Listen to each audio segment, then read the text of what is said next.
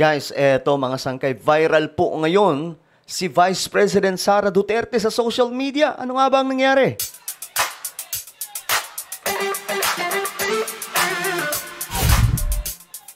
Yo guys, what's up? This is me, Sangkay Janjana. I'm back for another vlog today.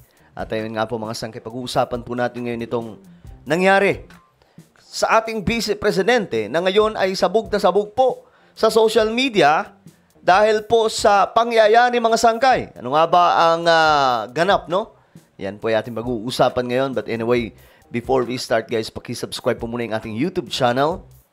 Ayan, tayo po ay 1.5 million subscribers, road to 2 million subscribers na. So kung ikaw ay hindi pa po nakakapag-subscribe at gusto mong mapabilang sa dumaraming mga solid sangkay, ang gawin nyo lamang po ngayon, i-click nyo po yung subscribe button na makikita po sa baba ng video na to. Ngayon din guys ha, i-click nyo po yung subscribe, i-click ang bell, at i-click nyo po yung all. Sa mga nanonood naman po sa Facebook, i-follow nyo po yung ating Facebook page. Alright, eto na nga guys.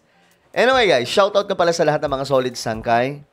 Comment down below, hashtag solid sangkay, kasama po ang inyong mga lugar. Ngayon guys, eto.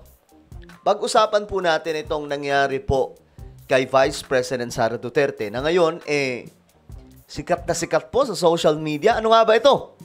Abay, marami kasing nagulat mga sangkay sa balitang ito. Lahat daw po ng mga kandidato ni VP Sara na inendorso niya doon po sa Bohol, talo. Ayan po mga sangkay, oh. The Duterte factor did not work in Bohol province this time around. All candidates endorsed by Vice President Sara Duterte natalo daw po noong May 12 midterm elections. So gaano nga ba katotoo ito mga sangkay? Mamaya magbabasa po tayo ng komento. Pero ito po ang nangyari mga sangkay.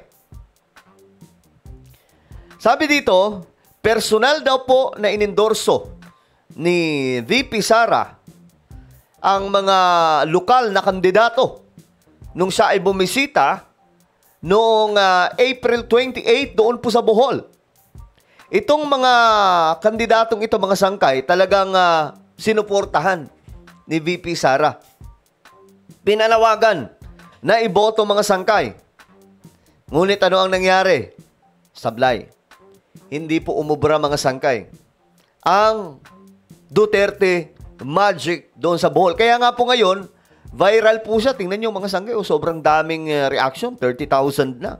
Tapos may komento na almost 6,000 at almost 2,000 na po yung shares.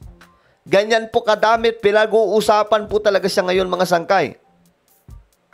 Sabi dito, Dan Neri Lim, who ran for governor, was defeated by incumbent governor Erico Augmentado. So ito po yung nanalo mga sangkay. So ang inendorso ni VP Sara itong isa na tumatakbo, itong si Dan. Tapos ito, Gerardo Garcia also failed to win the vice gubernatorial race, losing to Nick Besas. Ito po yung mga dahilan mga sangkay ng ito po yung mga natalo. Pambihira no. In the 2nd District Board member candidate Franz Garcia and re-electionist board member Mimi Boniel lost their bids. Ayan mga sangkay. Lawyer Marco Castañares, who ran for 3rd District Representative, and Modesto, who ran in the 2nd District, also lost. So marami mga sangkay, no? Ito po ay mga kaalyado ni VP Sara. Hindi lang marami, kundi lahat po mga sangkay naligwak. So ano nangyari guys? Bakit na nagkanda talo-talo ito mga sangkay, itong mga kandidato ni VP Sara? Ito naman si Angelita Toribio, tapos itong Rene Espinosa, both running for board members posts in the 3rd District, and re-electionist board member Elpidio Bonita were also defeated. Dami, no? Tapos ito naman, doon po sa Inabanga, Mayor Jose, humamoy. And this entire slate, talo mga sangkay. Lahat po ng mga kaalyado niya, mga sangkay itong mayor na si Humamoy, kasama yung buong slate niya, talo.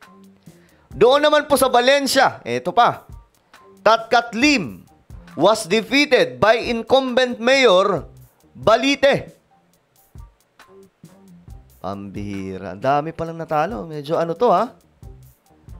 Medyo delikado ito mga sangkay na ano ngayon, na senyales para po kay VP Sara. Ibig sabihin, hindi na po ganun katamis ang pangalan o hindi na po bumibenta ang kanyang pangalan mga sangkay sa taong bayan. Diba? Ito, her running mate for Vice Mayor May Flor Palaca also failed to win. Only one councilor from Lim's slate secured a seat. Boholanos overwhelmed supported former President Rodrigo Duterte in the 2016 elections. Vice President Duterte also won by a landslide in the province during the 2022 election. So, ngayon mga sangkay, talo. Ito yung komento ng taong bayan. Ako mga sangkay, nagulat din ako kasi 'di ba, pag sinabing VP Sara, talagang alam po natin 'yan. Malakas po yan dapat. Pero bakit parang nawawalan na po ng panlasa sa taong bayan ang pangalan ni VP Sara? Medyo nakakatakot kung tingtingnan ito sa side niya. Kasi nga po, ang palatandaan po ito na ang pangalan niya bumababa ng bumababa at mayroong bumabango. Sino yung bumabango? Si Bongo. Pangalan ni Bongo ang bumabango. So, delikado siya kay Bongo. At kung sino pa mang kakandidato, kasi ito ito mga possible na kakandidato sa 2028. Sara, Raffy Tulfo, Bongo,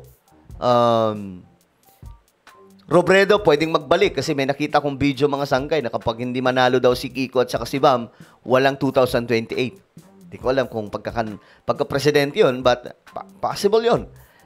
Sino pa ba? Si Isko, kapag maganda yung performance na naman doon sa Manila City, baka magbalik na naman yan sa pagkandidato sa pagka-pangulo. So, si Ramon Ang, isa pa yan, mga sangkay. Mukhang nagpaparamdam kasi mayroong nakaraang balita na about doon sa pagtakbo sa 2028. Well, delikado si VP Sara kasi mga malalakas yung makakatunggali niya dito eh. Sabi ng mga komento, wala nang Duterte magic. They are good people. May salute to Boholanos. Ba, inangaan patuloy yung mga taga-Bohol. That means Bohol voted wisely. Sabi naman ng isa, yes, grabe ang vote buying sa Bohol. Oy, unya sigaan pa jud ka sa mata if dili ka mo vote straight. Grabe naman yun. Vote buying to the highest level. Alam nyo, yung vote buying, guys, parang buong bansa po ata nangyayari ito eh. Huwag na tayo magplastikan, no? Lahat po ata mayroon. Hindi lang nahuhuli. Pero real talk lang mga sangkay, lahat po. Kabilaang kampo yan. May ginagawang ganyan. Hindi nga lang nakukunan. Hindi lang napipicturan. Pero wag na tayo maglokohan. Kabilaang kampo mayroon. Kung gusto natin na mawalan na po itong mga vote buying na ito, then ayusin natin yung sistema ng politika sa Pilipinas. Mag-parliamentary system tayo. Yan po yung pinaka-best solution. Kaso nga lang, ayaw po ni PRRD dyan eh. Diba? Sayang. Pero tingnan nyo yung Europe, halos lahat parliamentary system. Yung yaman ng kanilang bansa, diba? Ng kanilang kontinente. O pagdating po dito sa Asia, diba? Singapore, mayaman, parliamentary. Tapos sa Japan, mayaman, parliamentary. So, it's time to adapt, no? Kung gusto po natin matigil ito. Pilde, pero 9 out of 12 senators daog ang gi-endorse ni Sara sa Bohol. Okay. Pero ito, speaking, no? sa pagkasenador. Ito nga po ang nakakaano mga sangkay. Kasi nga po, alam nyo ba na maging sa Mindanao, sila Pantaleon Alvarez, talo din. Mga DDS yun. Marami sila. Actually, pag-uusapan po natin yan ng buo. Kasi nakakagulat lamang po yung resulta ngayon na hindi na po epektibo yung boses ni VP Sara. Kahit po yung PDP laban, 3 lang po yung nanalo out of 10. So, 7 ang naligwak. Partida mga sangkay. Vote straight pa yung sila, nanawagan, di ba? Kaya nga may tinatawag na Duterte eh. Kasi kailangan daw iboto lahat. Pero talo pa rin. 3 lang yung nanalo. At yung nanalo na yan, Batoan, Bongo, sikat na po yan. Si Marcoleta, sikat na po yan. Pero, inendorso pa kasi ng kanyang simbahan. Kaya talagang umusog at panalo. Si Amy Marcos at saka si Villar, singit lang po. Alam nyo, hindi dahil po sa endorsement ni VP Sara. Nanalo po yun dahil sa INC. Kung wala po yung INC, si Amy Marcos at Villar, laglag. Ang papasok si Binay, si Bentulfo, o di kaya si Bong Revilla, or si Abalos. You see, guys? Nakikita nyo ba yung delikadong sitwasyon ngayon kay VP Sara? Pero mo, lahat ng kandidato na inendorso mo, doon sa Bohol, talo. Paano nangyari yun? Di ba? May pambihira. Well, ano po ang inyong opinion? Just comment down below. Meron po tayong YouTube channel, Sangkay Revelation. Hanapin niyo po ito sa YouTube. Kapag nakita niyo na, i-click niyo po yung subscribe, i-click ang bell, at i-click niyo po yung all.